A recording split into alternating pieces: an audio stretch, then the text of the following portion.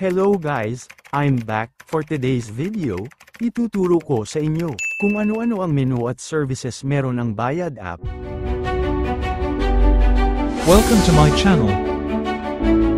Please subscribe.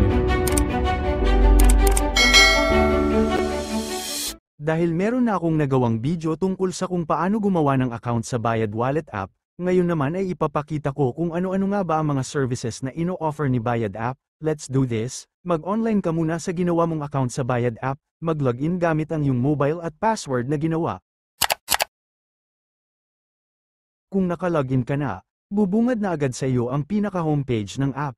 Diyan mo na makikita kung ano ang mga services na pwede sa Bayad app. Scroll mo lang pataas, makikita mo dyan ang Pera Services, gaya ng Add Money, Pay Bills, Buy Load, Send Money, Pay via QR, Withdraw Money, Saved Money at Buy Insurance. Syempre meron din silang Retail and Business Services.